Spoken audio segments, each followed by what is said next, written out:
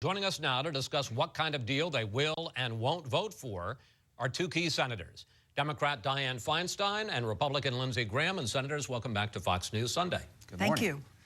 Senator Graham, a couple of days ago you said you thought we were going to go over the fiscal cliff. Now we're in the midst of a lot of last-ditch bargaining between the Senate leaders, Reid and McConnell.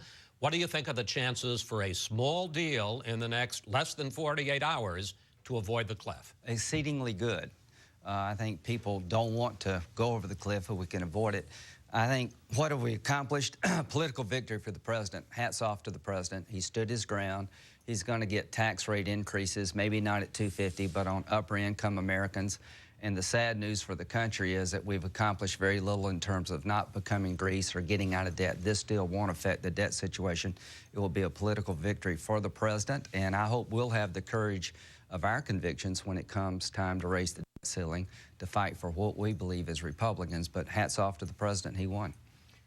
Quick follow-up before we turn to Senator Feinstein. You're saying that you don't think some of your more conservative colleagues in the Senate will filibuster or set up some procedural roadblock. They'll vote to avoid going over the cliff. No, but if McConnell can't get 60% of us to vote for this deal, it'll be hard for Boehner to get it through the House. And I want to vote for it, even though I won't like it, because the country's got a lot at stake here. Senator Feinstein, is Senator Graham right? Will we get a deal? I think he's partially right. You know, yesterday, 2.1 million Americans lost extended unemployment insurance. And from this point on, it's lose-lose. My big worry is a contraction of the economy, the loss of jobs, which could be well over 2 million in addition to the people already on unemployment. I think contraction of the economy really would be just terrible for this nation. I think we need a deal. We should do a deal. If Lindsey and I could sit down, I think we could put that deal together. I think the leadership is now working. It will probably be an immediate deal. In other words, it's not going to solve all the problems forever, but it's going to solve certain problems. In other words, not only the unemployment insurance, but doctors lose 30% on Medicare patients. If that isn't remedied, it's called the doc fix. That will probably be done. The tax extenders will probably be done. And a number of other things that are instant tax. The alternative AMT, minimum tax. That's right. There'll be a fix so that won't hit 20 million more Americans. That's exactly right. Let me start, focus on the tax rates. That's been the biggest issue in this whole debate. The president wants to extend the tax rates on families making less than $250,000 a year. Right. Senator Graham, is that acceptable, or does the threshold for when you start to make the Bush tax rates go away, does that have to be higher? Some people have said 400,000, 500,000. And how confident are you that the House, which refused to set the mark at $1 million, will pass any tax rate increase? If Democrats will vote for the deal in the House, if they're allowed to vote for whatever the Senate passes, there'll be enough Republicans. But Boehner needs a majority of the Republican Party. In 2010, we extended all the tax cuts because the economy was weak. In 2012, the first part of 2013, we're not going to extend all the tax cuts, but the economy is weaker. I don't understand the economics, but I do understand the politics. The president won. The president campaigned on raising rates, and he's going to get a rate increase. Would you go for 250 if that's it? No, because she's willing to go for more, and why would I not find 400 or 500? Because I know the votes are there for 400 or 500, but in the House, will the votes be there for 400 or 500? I think a majority of 80% of the Republicans would have voted for Plan B. But when you have no Democrats, you needed almost all Republicans. This time around, I think you'll get a majority of Republicans and a majority of Democrats in the House if you can get 60% of the Republicans in the Senate. So, Senator Feinstein, is that the sweet spot, 400,000, 500,000, something Democrats will accept, not very happily, but they'll accept, and it can get through the Republican-controlled House? You know, the way Democrats feel is this president campaigned and won an election on 250,000. Additionally, the polls reflect there is solid support for that. Certainly 60% of Americans believe that. Now, having said that, elections matter.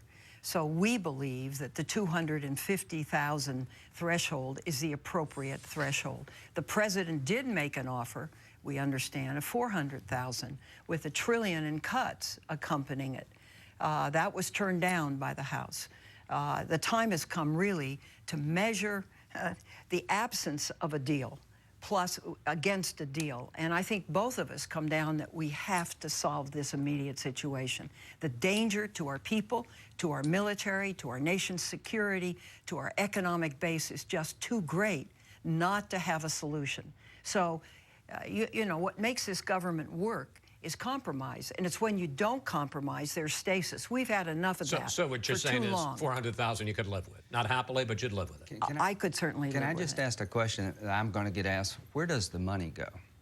Let's say it's 400,000, that people above 400,000 pay 39.6. Right, which is roughly going to be about $600 billion. If I'm asked at home, Senator Graham, what are we going to do with the money? What do I say? Well, what you say is that this is added to make up the deficit that everyone has been discussing so not new mightily. spending, it goes for deficit reduction. Well, no, not new spending. You know, you get down to another thing, which was a very bad idea, and that's sequester, and whether sequester goes into effect or not. Well, that's the 800-pound gorilla in this thing. Let me ask you about that. Okay. I enjoyed your brief stint as the host of Fox News. Well, I thought it was a good question. Well, I think it's a good question, too. But Senator Graham, all we've been talking about, and frankly, all that Washington's been talking about for the last month has been the tax side of the cliff. Let's talk about the spending side of the cliff. Right. There's still, as part of the cliff, $110 billion sequester, automatic cuts, defense cuts, domestic cuts. Right. What's going to happen to that with this? Are they going to address that in this deal? I was called by Leon Panetta last night at 7:30 during dinner. Secretary of Defense. Yes, and he said, Lindsey, I've been told that there's not going to be anything in this deal to avoid sequestration going into effect. This is the failure of the super committee to find $1.2 trillion in cuts for the debt ceiling increase. Half of the 1.2 falls on defense. We've already cut $489 billion. He says if we do this, it will be shooting the Defense Department in the head, and we'll have to send out 800,000 layoff notices the beginning of the year. He's worried to death that if we don't fix sequestration, we're going to destroy the finest military in the world at the time we need it the most, and this deal doesn't cover defense cuts on top of the ones we've already done. So very briefly, are you going to go for a deal today that deals with taxes but doesn't deal with the sequester? The reason I think I might is because I know that Dianne feels the same way I do. This is a deal without consequence to the debt. She told me all the $600 billion goes on the deficit. I hope that's true, but that's only 5 or 6% of the deficit. When it comes to defense spending, the only reason I would vote for this deal if sequestration was not included is trusting people like Dianne to work with me to make sure it never becomes a reality post-January 1st. Senator Feinstein, in a bigger sense, even if you get those automatic cuts, which are $110, $120 billion in the first year, even if you get those, the deal that you're talking about does not reduce our national debt, because extending the Bush tax cuts on 98, 99% of Americans, it'll actually increase the debt by trillions of dollars over the next decade. So the question is, when are you guys going to get serious about spending? Well, we're getting serious about spending. We've already cut spending between the CR and the Affordable Care Act. We've cut spending $1 trillion plus. Now, there's an argument over how much, but let's say it's $1.5 trillion. Having said that, I think there is a commitment to cut spending. If you do it by virtue of sequestration, it falls regardless of priority on things that are very high priority that should not be cut. I think you either have to postpone sequestration or you have to take a portion of it.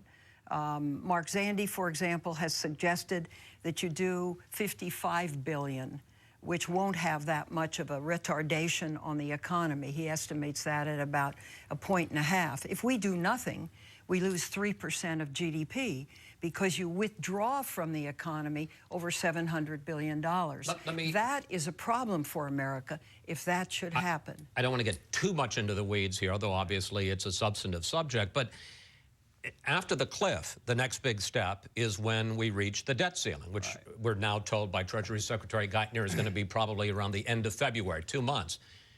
assuming that you get this deal, you turn off the Bush tax cuts for, the lapsing of the Bush tax cuts for 98% of Americans, are Republicans going to go after the Democrats hard on spending as part of bargaining on this debt deal? And the president says, I'm not going to negotiate on that anymore. Well, here's what I'm going to do.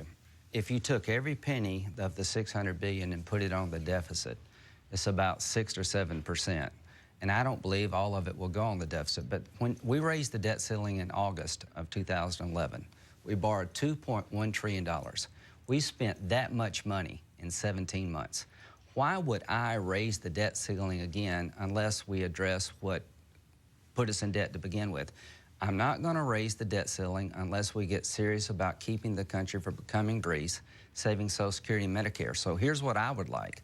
Meaningful entitlement reform, not to turn Social Security into a private account, not to take a voucher approach to Medicare, adjust the age for Social Security, CPI changes, and means testing, and look beyond the 10-year window. I cannot in good conscience raise the debt ceiling without addressing the long-term debt problems of this country, and I will not.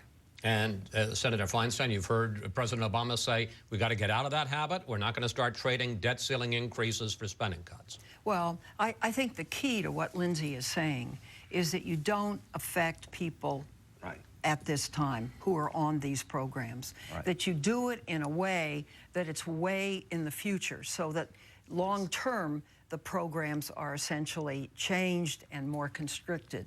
Now, that's not entirely popular on my side, but it's realistic, I think. I think, this is a very hard time for people. Yes. And we need to get by this, and we need to have a robust economy again. And it can happen, I'm convinced. If we solve this and move down, you can do those things that enable the programs to be solvent on an extended basis without impacting people directly now. Senator Grimm, how important is it for Secretary of State Clinton to testify under oath before she leaves office about the Benghazi terror attack? And what do you think we still need to know about Benghazi? Absolutely essential that she testify. I want to know from the Secretary of State's point of view, were you informed of the deteriorating security situation? Were all these cables coming out of Benghazi, did they ever get up to your level? If they didn't, that's a problem. If they did, why didn't you act differently? I think it's very important to know how the intelligence coming from Libya, how it was received in the State Department so we can learn and correct any mistakes we need to make, correct. Some of your Republican colleagues say they're prepared to hold up the confirmation of John Kerry as Secretary of State until Secretary Clinton testifies as Secretary before she leaves office. That's going to happen. I've been told by Senator Kerry he wants that approach also. He needs to hear what she says so he can make comments about, I agree with her, I don't agree with her. It makes sense to have her go first. Do you agree with that, Senator Feinstein, that she needs to testify first as, and have you been assured she will testify?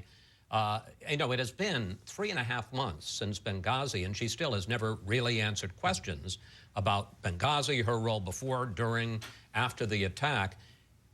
Do you have reason to believe she will testify as Secretary? She has said she will, and I believe she will. She's had a very real accident, and she's recovering from it, and she will be back. I gather her first day of work may well be next week, so I think that's good news.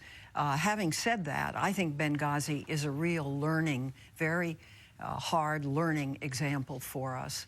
Our part of it, the Intelligence Committee's part of it, is the intelligence. And I've gone through the intelligence, and there were 2 full binders of intelligence. And there was a great deal of intelligence that would indicate that something well could happen. It wasn't tactical. It didn't say on September 11th you can expect X, Y, or Z.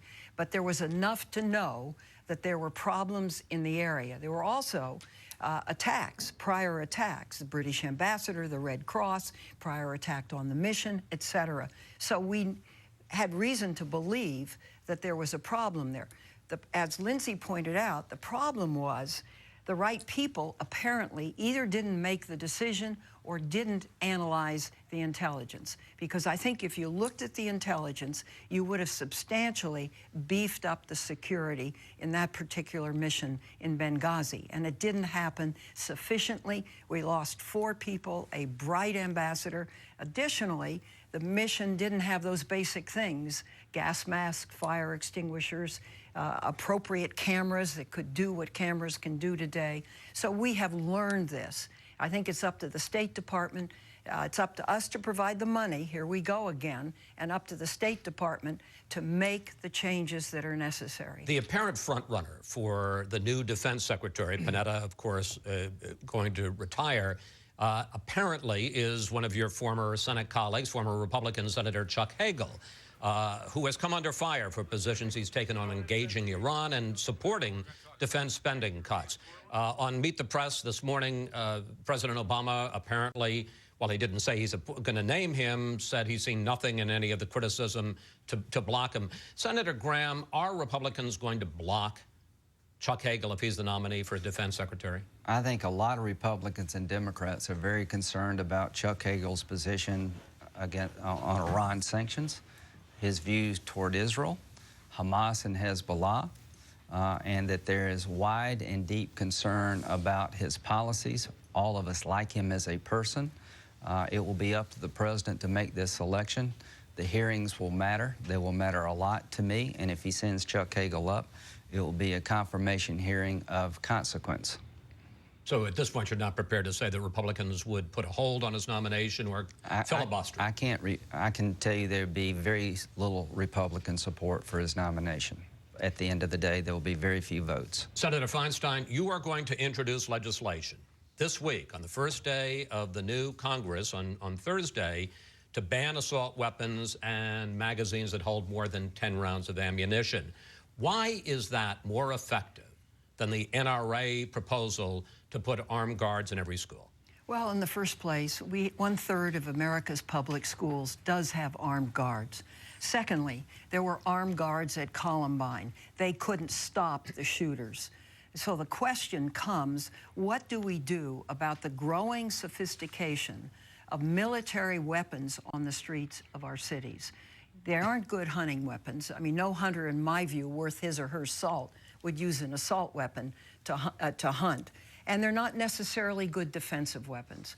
So what we would do is take the earlier bill and strengthen it in many ways, prevent the gun manufacturers from getting around it as they did, go to a one physical characteristic test, take specific models and ban their manufacture, their sale, and their transfer, and take the weapons that are grandfathered, that are in possession now, and put them under the Federal Firearms Act so that they would be licensed, there would be background checks done. America has to bite the bullet of what these incidents mean to our people, to our nation, and our nation's standing in the world. When you have someone walking in and slaying in the most brutal way 6-year-olds, something is really wrong. This is one effort, and there are other things we should do to try to put weapons under some kind of appropriate authority. Senator Graham, you support the NRA plan to put more school security in place, and you oppose Senator Feinstein's assault weapons ban. Why is she wrong? Well, we had the assault weapons ban from 1994 to 2004, and the conclusion was it did not change crime by banning assault weapons in an appreciable way. And last year was the lowest murder rate in the history of the United States. People are buying more guns, murder rates have gone down. You're talking about preventing mass murder by a mentally unstable person. You can't take every sharp object out of the reach of people like this. I own an AR-15. I have done nothing wrong by owning that gun. If you had armed security with better rules of engagement, that to me is a better way to deal with this situation. And the best way is to identify these people before the act and do something about it. So I think the assault weapons ban didn't work then. It's not going to work now, and I will oppose it. So, for all the talk and all the horror, and I think both of you, I know both of you feel it about Newtown and the tragedy there. Will Congress do anything this year to address mass murders, whether it's more gun control, whether it's changes to our mental health laws and access to mental health, whether it's violence in the media? Senator? Well, I believe we're going to certainly try. Now, let me respond to Lindsay about the murder rate. Over 9,000 people are killed with guns a year. Where there aren't guns, there isn't that murder rate. 9,000 people, that's a lot of people. Secondly, I think we've come to a point where these mass murders, the grievance killers that go out there, that get the most sophisticated weapon they can possibly get their hands in, and then go into movie theaters, malls, offices, businesses, and schools, and mow down people. You have to have some appropriate controls on these weapons. Now, Lindsay may feel safer because he's got an AR-15. I don't know. That's up to him. He would not be affected by this.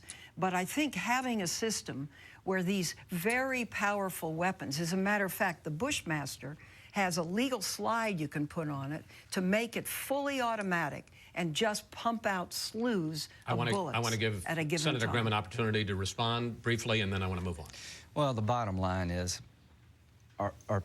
is this triggered by the movies people watch, the videos they watch, or the books they read? We have a First Amendment and a Second Amendment. They're not absolute. You can regulate guns, you can regulate speech. But what she is proposing is a massive intervention. Gun sales are up and crime is down. It's a false sense of security you're pursuing here. You're not going to be able to stop mass murderers with no criminal record just by taking my AR-15 and making me pay $200 and get my fingerprints and say I can't buy another one. It didn't work then, it didn't work before. Identify these people before the act, put security in places they're likely to go, like schoolhouses. If you go into this Capitol, you're going to be met with some armed force. If you go into a schoolhouse, the best solution to protect children is to have somebody there to stop the shooter, not get everybody's gun in the country. We're not going to solve this today, and let me forgive me, but I just want to move on to one other subject, which actually has been holding up action, a lot of people would say. Senate faces a big moment on January 3rd, the first day, on whether to change the rules and make it harder for the minority to filibuster and block the majority. And you both have been in the majority, you've both been in the minority. The plan Senate Majority Leader Reid is prepared to offer is being called the nuclear option because he would pass it by a simple majority of 51 votes. But a bipartisan group of senators has come up with a compromise that wouldn't change the rules as much, but also wouldn't be the majority forcing its will on the minority. Senator Feinstein, what's going to happen? Is there going to be filibuster reform, and what kind? At Thursday's caucus, we had a briefing. There are 3 groups of senators that have been working on 3 different proposals for rules changes. It was put before the Democrats for the first time on Thursday, and we listened to it. I think there are some changes that can be made on a bipartisan basis. I think that's where things are going right now, to try to see what we can agree upon. If we can't, then the so-called nuclear option comes into play. I'm hopeful that that is not the case, because what goes around comes around, and I think the eminently desirable thing is to have agreement between us.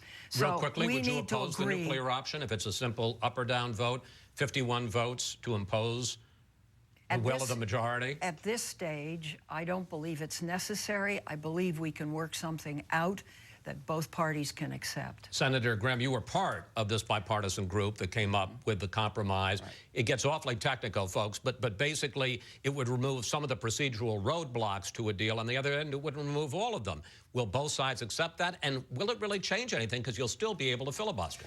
I hope and pray that both sides accept it, because I was in the Gang of 14. During the Bush administration, all the judges were blocked. You couldn't get a judicial vote. Our guys got really upset. Bill Frist wanted to change the rules of the Senate so that you needed only 51 votes to confirm a judge. 7 Democrats and 7 Republicans, I was one of the Republicans, said, let's don't change the rules because we got a problem for the moment. We don't want the Senate to become the House. I'm saying now what I said then. When Republicans wanted to change the rules, I said no, it's bad for the institution. When Democrats are proposing the same thing, I say no. I think people like Dianne and myself are going to prevail. There will not be a draconian change that will make the Senate the House. We'll work this out. Senator Grimm, Senator Feinstein, thank you both. Thanks for talking with us about a range of issues. You are both good company as always, and happy New Year to both of you. Thank you. Same to you. Thank you. To all of us. Thank you.